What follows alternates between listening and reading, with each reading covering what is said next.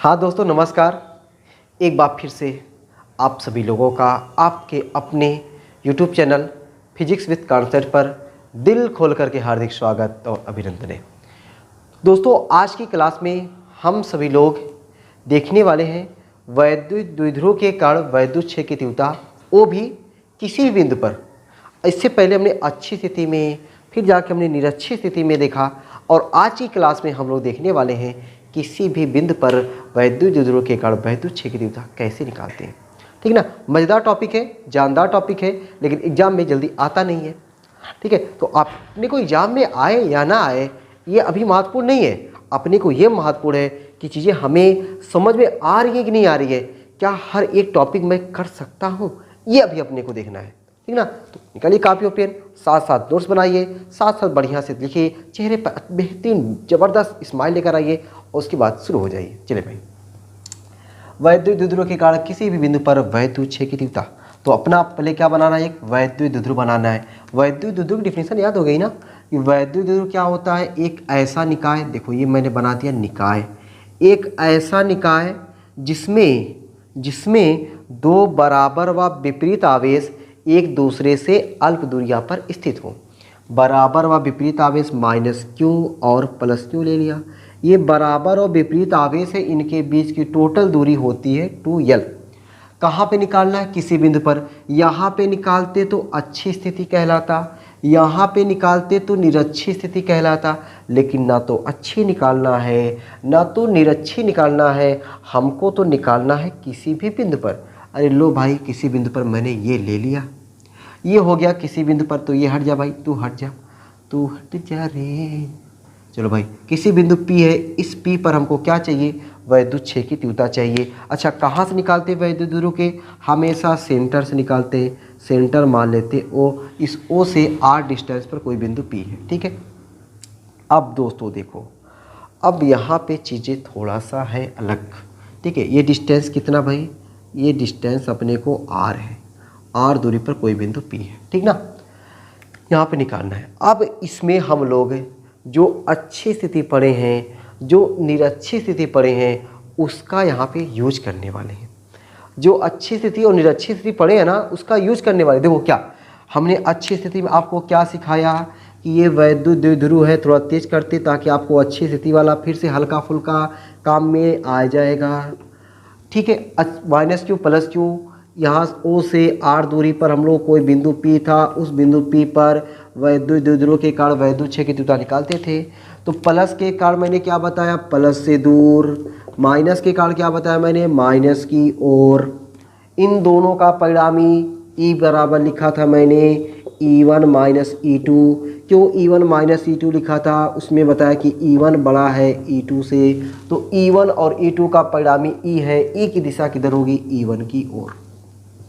ये समझ में आया ना कुछ, ये मैंने पिछली क्लास में आपको बताया है, ये मैंने बताया है। ठीक है, अब देखो निरक्षी स्थिति वाला क्या योगदान है भाई। निरक्षी स्थिति वाला ये अपना कोई वैद्युत द्विध्रुव हो गया, ये अपना कोई वैद्युत द्विध्रुव हो गया, इसके आवेश माइनस क्यू और प्लस क्यू है, सेंटर O है, O से R डिस्टेंस पर कोई बिंदु P था, इस बिंदु पर तीव्रता निकालनी थी। तो प्लस के कारण प्लस से दूर, माइनस के कारण माइनस की ओर। ठीक है, इन दोनों का परिणामी बीच में मैंने क्या माना, E माना। ठीक, ये देखो मैंने आपको बताया है, एक क्लास में केवल ये बताया, एक क्लास में मैंने केवल ये बताया, पूरा डेरिवेशन कराया। ठीक, इतना तो आपको क्लियर होगा और है भी। ठीक है, इतने अच्छे हो आप तो क्लियर रहेगा ही रहेगा, E1 और E2। अब दोस्तों देखो हमें क्या करना है, हमें इस बिंदु P के पर निकालने के लिए दो वैद्युत द्विध्रुव की कल्पना करनी है। दो वैद्युत द्विध्रुव की कल्पना करनी है। अपने को माइंड में कैसे आएगा कि हमको दो वैद्युत द्विध्रुव की कल्पना करनी है, इसलिए आएगा क्योंकि बिंदु P के लिए तीव्रता निकालने के लिए हमें एक ऐसा वैद्युत द्विध्रुव चाहिए जिसके लिए अच्छी स्थिति में हो जाए, और एक ऐसा वैद्युत द्विध्रुव चाहिए जिसके लिए बिंदु P निरक्षी स्थिति में हो जाए। चलो भाई, बीच को देखो मैं हटाता हूँ, ये समझो R दूरी तो है ही है। ठीक है, तो मैं क्या करता हूँ, दो वैद्युत द्विध्रुव की कल्पना करता हूँ, और दो वैद्युत द्विध्रुव की कल्पना करता हूँ। देखो पहला वैद्युत द्विध्रुव कल्पना मैंने ये कर लिया, कल्पना करना, कल्पना, कल्पना नाम बड़ा अच्छा लगता है ना। अब कल्पना मतलब कोई मत सोचो कि कल्पना कोई है ना मेरी, ठीक ना, मैंने वैसे केवल बोल दिया। तो तुम लोगों को सर कौन है ये, बड़ा प्यारा नाम है, बड़े प्यार से ले रहे थे नाम। ये देखो एक पहला मैंने कल्पना कर लिया, कौन, वैद्युत द्विध्रुव। अब इसके लिए, इस वैद्युत द्विध्रुव के लिए बिंदु P क्या हो जाएगा, अच्छी स्थिति में हो जाएगा कि नहीं। इसके लिए बिंदु P क्या हो जाएगा, अच्छी स्थिति हो जाएगा। एक और वैद्युत द्विध्रुव कल्पना कर लेते हैं। आजा भाई कल्पना कर लेता हूँ मैं। देखो देखो देखो देखो मैं कल्पना कर रहा हूँ ना, ये कल्पना डॉट डॉट लाइन क्या दिखा रहा है, कल्पना किया जा रहा है। देखो ये वैद्युत ध्रुव। अब इस वाले वैद्युत ध्रुव के लिए देखो ये निरक्षी स्थिति हुआ कि नहीं, इसके लिए बिंदु P क्या हो गया, निरक्षी स्थिति हो गया। बढ़िया, मजा आया। अच्छा, ये जो वैद्युत ध्रुव जो पहला अपना वैद्युत ध्रुव है, ठीक है, ये तो कल्पना वाले किए गए। ये जो वैद्युत ध्रुव है इसका द्विध्रुव आगुण ये हो जाएगा vector P। Vector P minus Q से प्लस की ओर होता है ना, माइनस क्यू से प्लस की ओर होता है वेक्टर P की डायरेक्शन, तो वेक्टर P की डायरेक्शन हो गई, ठीक है।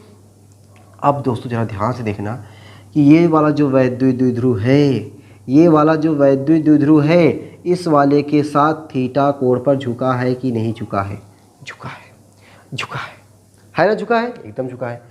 अब देखो, अब इस तरीके से झुका होने के कारण इस P के हमें दो घटक मिलेंगे। जैसे मैंने कभी आपको क्लास 11th पढ़ाया है, और नहीं पढ़े तो कोई बात नहीं, सीखो। यहाँ पे बहुत सी चीज़ें ऐसी होती हैं जो हम लोग पढ़े तो रहते हैं, लेकिन क्या हमको याद रहती है हमेशा के लिए, नहीं। हम उसको कौन से कपड़े में देखे रहते ना, ये हमको याद रहती है। वो हमें देखे कैसे स्माइल की, ये हमको याद रहता है, लेकिन ये हमको अच्छे से नहीं याद रहता कि क्लास 11th में क्या पढ़ाया गया है। इतना याद रहे तो हम लोग वैज्ञानिक ना बन जाए, ठीक है, चलो कोई बात नहीं, वैज्ञानिक तो नहीं बनते लेकिन आशिक जरूर बन जाते हैं, क्योंकि वो याद रहता है। तो हमारा जो P है, P किसी कोण पर झुका, देखो जैसे मान चलो कि ये x अक्ष है, ये y अक्ष है, और यहाँ पे ये जो A है, ये A यहाँ से थीटा कोण पर झुका है। तो जिससे थीटा कोण पर झुका होता है तो A के दो घटक मिले, एक ये वाला घटक और एक ये वाला घटक, एक x अक्ष के साथ घटक, एक y के साथ घटक। जिसके साथ कोण, अगर यहाँ y के साथ कोण बनाता तो y वाला कास में, यहाँ पे बट यहाँ पे x वाले के साथ कोण बना रहा है तो ये a कॉस थीटा हो जाएगा। y वाले साथ कोण नहीं बना रहा है तो a साइन थीटा। छोटी सी बात है, ठीक है, छोटी सी बात है, मार्च में 11 नहीं पढ़े हो, लेकिन अब यहाँ पे मैंने क्या सिखाया, जिसके साथ कोण बनेगा वह कास में, जिसके साथ कोण नहीं बनेगा वह साइन में। ए को देखा जाता है, ए किसके साथ कोण बना रहा है, एक्स वाले के साथ, तो एक्स वाले के साथ ए कास थीटा, वाई वाले के साथ कोण नहीं बना रहा है, ए साइन थीटा हो गया। दोस्तों सेम वैसे यहाँ पे ये जो P है ना, जो ये P है इस वाले के साथ कोण बना रहा है, तो इस P का दो घटक मिलेगा, एक ये हो जाएगा P कॉस थीटा, और इस वाले के साथ कोण नहीं बना रहा है, ये हो जाएगा P साइन थीटा। अगर मज़ा आया होगा दोस्तों एक लाइक मार देना। अगर ये चीज़ समझने में मज़ा आया होगा आपको कि ये P यहाँ पे है, इस P के हमें दो घटक मिल गए, एक जिसके साथ कोण बना रहा है, एक जिसके साथ कोण नहीं बना रहा है। इस वाले के साथ देखो कोण बना रहा है तो ये हो गया P cos थीटा, इस वाले के साथ कोण नहीं बना रहा है, ये वाला P sin थीटा। बगल में इसको अगर उतार की गई, इसको ये मेन फिगर है, बाकी इसको हेल्प के लिए अगर इसको आप बगल में कहीं रफली टाइप में नोट कर लेते हो तो शायद ये आपको और समझ में बढ़िया से आ जाएगा। ठीक है, उम्मीद करता हूँ कि आपको बढ़िया समझ में आया कि ये P के साथ ये P cos थीटा और P sin थीटा क्यों लिया गया। ठीक, यहाँ से मैंने समझाया। अब दोस्तों अच्छी स्थिति वाले क्या, जो परिणामी की दिशा देखो, ये परिणामी अच्छी स्थिति वाला ये है, इसका परिणामी देखो दूर जा रहा है, तो इस अच्छी स्थिति वाले का जो परिणामी दूर जाएगा, देखो दूर जा रहा है, ये वाला ये E हो गया, ये परिणामी दूर जा रहा है। अरे तो आ जा, दूर आ जा, दूर आ गया। अच्छा अब की बार मैंने इसको E1 माना। निरक्षी स्थिति वाला देखो परिणामी ऐसे जा रहा है, मतलब द्विध्रुव आघूर्ण जो माइनस क्यू से प्लस क्यू इधर होता है ना, इधर होता है, माइनस क्यू से प्लस क्यू उधर आ रहा है, उल्टा आ रहा है। तो माइनस क्यू से प्लस क्यू P की डायरेक्शन इधर है, तो ये ऐसे हो जाएगा। ऐसे बोले तो ये देखो ऐसे, ये हो जाएगा हमारा E1 E2 हो गया। ठीक है, E1 इधर E2 इधर, P गायब हो गया ना, ये P यहाँ बना दे। अच्छा मगर मैं पूछूं E1 और E2 के बीच का कोण कितना है, E1 और E2 के बीच का कोण है 90 डिग्री। E1 और E2 के बीच का कोण यहाँ पे क्या हो जाएगा, 90 डिग्री हो जाएगा। ठीक है भाई, मजा आ गया ना सब। तो यहाँ पे मुझे अच्छी स्थिति का योगदान लेना पड़ा, मुझे निरक्षी स्थिति का योगदान लेना पड़ा, और मुझे यहाँ पे कंपोनेंट कैसे तोड़ा गया उसको भी यूज में लेना पड़ा।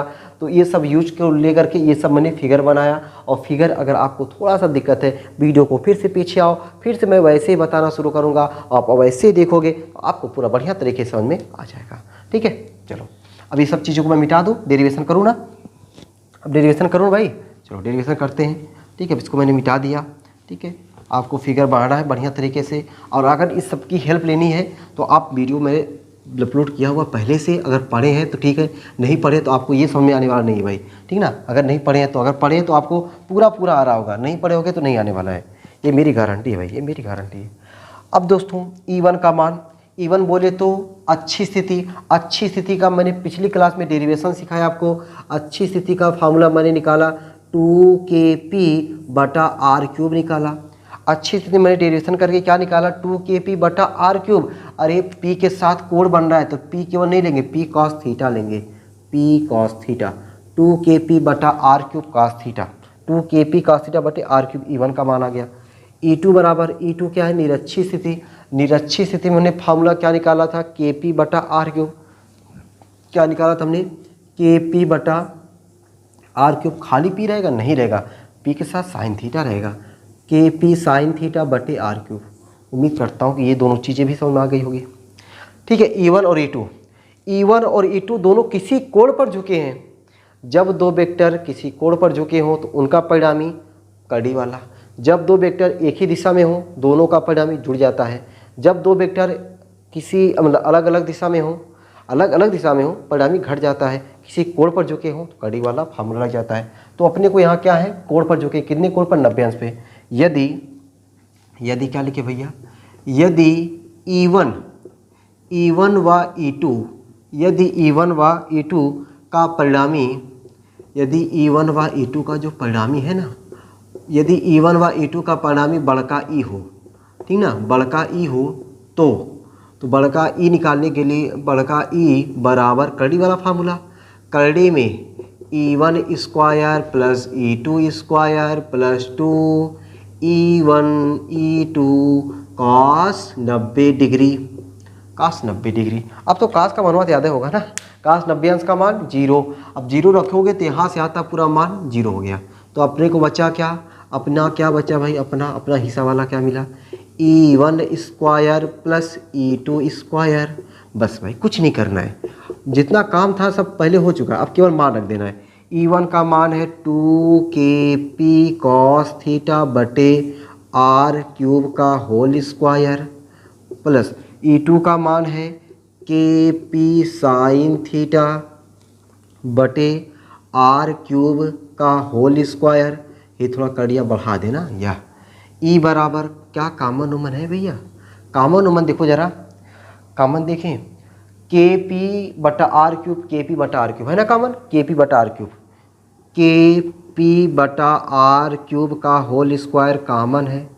बचा क्या यहाँ पे 2 cos थीटा का होल स्क्वायर, 2 cos थीटा का होल स्क्वायर प्लस यहाँ पे केवल साइन थीटा का होल स्क्वायर बचा। ठीक है, मैं साइन स्क्वायर थीटा नहीं सकता लेकिन साइन थीटा का होल स्क्वायर लिखा हूँ, चलो ऐसे लिख दें साइन स्क्वायर थीटा। ये देखो साइन स्क्वायर थीटा, ठीक, ये बचा। E बराबर, इधर देखो ये करड़ी में स्क्वायर के रूप में है, बाहर आएगा, करड़ी में स्क्वायर के रूप में है तो बाहर आएगा, करड़ी हट जाए, सॉरी स्क्वायर खत्म हो जाएगा ना। देखो यार करड़ी में तुम लोग क्या है यार, एक्स स्क्वायर का मान क्या होता है, एक्स होता है, बस वही चीज़ है। तो kp/r³ करड़ी में 4 cos square theta plus sine square theta. अब देखो भाई यहाँ पे साइन में है, कास में है, तो या तो अपना साइन में रहता है या तो अपना कास में रहता, तो मैं कर दे रहा हूँ साइन को कास में। kp/r³ रूट में 4 cos square theta plus sine square theta का फार्मूला होता है 1 माइनस का स्क्वायर थीटा। अरे यार साइन स्क्वायर थीटा प्लस का स्क्वायर थीटा बराबर 1, तो साइन स्क्वायर थीटा बराबर क्या होता है, तो आप पढ़े हो, क्या पढ़े हो कि साइन स्क्वायर थीटा बराबर 1 माइनस कास स्क्वायर थीटा, है ना, 1 माइनस का square theta theta theta theta. E बराबर करड़ी में, अरे नहीं करड़ी में नहीं सर, kp/r³ करड़ी में 4 में से 1 गया 3, 3 cos स्क्वायर थीटा माइनस 1। लो भैया बल्ले बल्ले, अपने बस यही निकालना था, अपना ये निकल के आ गया, अपने को यही चाहिए भाई, यही। ठीक है, डेरिवेशन देखो कितना आसान है ना, कितना आसान हो गया। मैंने शब्द एकदम नहीं लिखवाया, ठीक है, और शब्द के साथ साथ मैंने केवल समझाने का प्रयास किया। आप समझो चीज़ों को। जब आप चीज़ों को समझोगे तो आपको ये चीज़ें आसान लगेंगी। ठीक है, उम्मीद करता हूँ कि समझ में तो आया होगा, लेकिन बहुत भरपूर तरीके से नहीं। तो उसके लिए एक बार ज़रूर वीडियो को फिर से देखो। बहुत सारी चीज़ें देखो होती है ना, एक बार में नहीं आती हैं। ठीक है, एक बार में नहीं आती है तो भाई ये मेरा वीडियो है, इसको एक बार की जगह 4 बार देख लो जो चीज़ नहीं समझ में आया है। ठीक है, थोड़ा सा स्पीड बढ़ा के देख लेना, लेकिन देख लेना ताकि एकदम बढ़िया से आ जाए। ठीक ना। अब दोस्तों कमाल की बात ये है, कमाल की बात क्या ये है, कमाल की बात इसमें ये है ना क्या, कि इस सूत्र के माध्यम से हम लोग अच्छी और निरच्छी स्थिति निकाल सकते हैं। इस सूत्र के माध्यम से हम लोग अच्छी और निरच्छी स्थिति निकाल सकते हैं, लेकिन एग्जाम में अगर अच्छी और निरच्छी आए तो जैसे पहले बताया उस तरीके से, इस तरीके से नहीं। इस तरीके से निकालो पता चला फंस गए कहीं। ठीक है, और निकालना भी सही नहीं है इस तरीके से ना, इस तरीके से निकालना ज़्यादा सही नहीं है। निकाल सकते हो सही है, अब एग्जामिनर के मूड में पता नहीं वो पढ़ा ही नहीं हो इस वाला। ठीक है, क्योंकि भाई ये हर बुक में नहीं है, पहली बात हर बुक में नहीं है। लेकिन मैंने बताया भाई, क्योंकि देखो बीएससी में जब जाओगे ना तो पहले आपको ये चीज़ मिलेगा, आगे कोई चीज़ पढ़ोगे ना ये चीज़ मिलेगा। तो कुछ कुछ बुकों में है तो मुझे लगा भाई बता देना चाहिए। ठीक है, बता देना चाहिए, लेकिन मैंने बताया कि इंपॉर्टेंट नहीं है, ये भी मैंने बताया। तो लेकिन अब जानकारी हो गई है बढ़िया तरीके से। तो लेकिन आपको निरच्छी स्थिति अच्छी स्थिति अगर निकालना हो तो यहाँ से एग्जाम में नहीं निकालना है, जो मैंने बताया। पता चला एग्जाम में पढ़ा भी नहीं है, तुम्हारा देख करके क्या करे पता न कहाँ लगाया है। ठीक है, जानकार रहेगा तभी तो पता, उसको कहेगा वाह यार लड़का यूनिक लगाया है। पता ही नहीं है तो कहेगा पता न कहाँ का आम घास लिखा है। ठीक है, ठीक, तो आप लोग ऐसे ही अच्छी निरच्छी जो पहले मैंने बताया है वहाँ से। अब दोस्तों देखो ज़रा, अब यहाँ से मैंने बताया कि अच्छी और निरच्छी निकाल सकते हैं। तो देखो कैसे निकाल सकते हैं। अच्छी स्थिति के लिए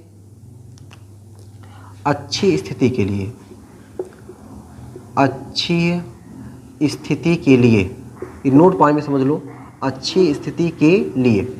अब जब अच्छी स्थिति के लिए हम लोग निकालेंगे ना, अच्छी स्थिति बोले तो ये वाला, अब ये वाला जो है ये वाला अच्छी स्थिति में है, तो इसमें हमारा जो थीटा होगा 0 अंश। अच्छी स्थिति के लिए थीटा बराबर क्या हो जाता है 0 अंश। अच्छी स्थिति के लिए थीटा बराबर क्या हो जाएगा 0 अंश। जब 0 अंश यहाँ पे रखेंगे तो हमारा ई अच्छी है, अच्छा वाला अच्छी नहीं ना, ई अच्छी बराबर क्या हो जाएगा KP बटा R क्यूब करड़ी में 3 का स्क्वायर 0 अंश -1, 3 का स्क्वायर 0 अंश -1। जी का 0 अंश का मान 1, 3 गुणे 1 3, 3 में से 1 गया, नहीं यार कहीं गलत हो गया क्या, ओ माय गॉड यार +1 है ना। देखो ये +1, देखो बेईमानी नहीं कर रहा हूँ ना, तुम लोग नहीं सोचो बेईमानी कर रहे सर बहका दिए क्या। देखो यहाँ पे क्या था +1 है, लेकिन मैंने क्या लिखा था -1, अभी बना है +1। ठीक है, तो ये अपना क्या है +1 है। का 0 अंश का मान 1, 3 1 3, 3 1 4, 4 का वर्गमूल 2। तो हमारा ई अच्छी बराबर क्या आ गया, ई अच्छी बराबर आ गया 2KP बटा R क्यूब। अरे बोलो भाई यही अच्छी स्थिति में यही निकाले थे कि नहीं, अच्छी स्थिति में यही निकाले थे कि नहीं, एकदम यही निकाले थे 2KP बटा R क्यूब। अब बताओ निरच्छी स्थिति के लिए भी निकाल दें, निरच्छी स्थिति के लिए अरे बताओ थीटा कितना होगा, थीटा कितना होगा। जहाँ बैठे रहते हो ना थोड़ा मुस्कुरा के बोला करो, ठीक है ना, मुस्कुरा के।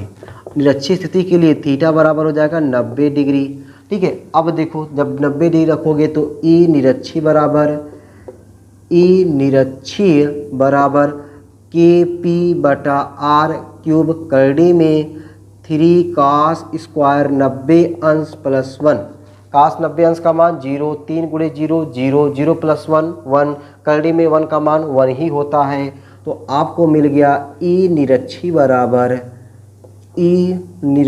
बराबर KP बटा R क्यूब, KP बटा R क्यूब। ठीक ना, मजा आ गया।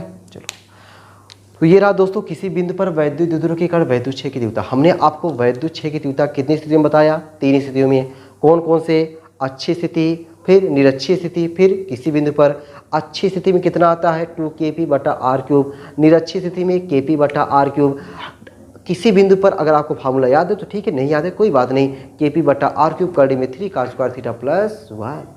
ठीक है, चलो अच्छा अब भी तो मैं इस पे जो न्यूमेरिकल बनेंगे ना, इस पे न्यूमेरिकल अभी मैं नहीं बता रहा हूँ, एक टॉपिक और बचा हुआ है। ठीक है, एक टॉपिक ये है कि एक समान वैद्युत क्षेत्र में कोई वैद्युत द्विध्रुव रखा गया है, उस पर कितना बल आघूर्ण काम करेगा, और अगर वैद्युत द्विध्रुव को घुमा दें घुमा दें तो हमको कितना कार्य करना पड़ेगा, पहले बलाघूर कितना लगेगा, अब जब बलाघूर लग रहा है तो घुमा दें तो कितना कार्य करना पड़ेगा।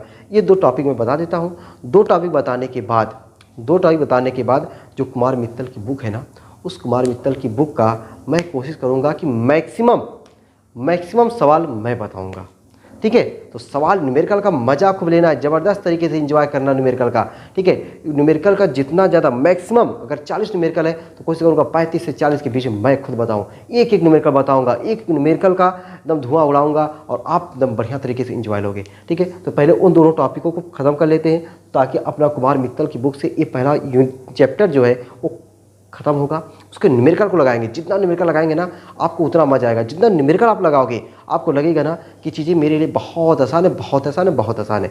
जितना न्यूमेरिकल लगाओगे उतना थ्योरी आपको इजी लगेगी, न्यूमेरिकल कम लगाओगे आपको थ्योरी बहुत टफ लगेगी। जैसे मैथ होता है, मैथ का प्रैक्टिस करना, उसी तरीके से फिजिक्स का प्रैक्टिस होगा। कहाँ से? न्यूमेरिकल से। तो न्यूमेरिकल को आपको क्या करना है, रफ कॉपी में लगातार मेहनत करता रहना है, ठीक है। पसीने मेरी तरह देखो ना, पसीने ऐसे से पसीने बहा दे रहा है, ठीक है। तो पसीना मेरे साथ बहाओगे ना तो आप समझ ही सकते हो कि कहाँ पे पहुँचोगे, ठीक है। पसीना बहाना अपने को। चलो भाई, तो आज की क्लास यहीं पे रखते हैं, फिर आपसे मिलते हैं अगली क्लास में। आप लोग ऐसे ही हंसते रहिए, मुस्कुराते रहिए, पढ़ाई लिखाई को शानदार ज़बरदस्त तरीके से करते रहिए। चलो फिर सबको बाय बाय।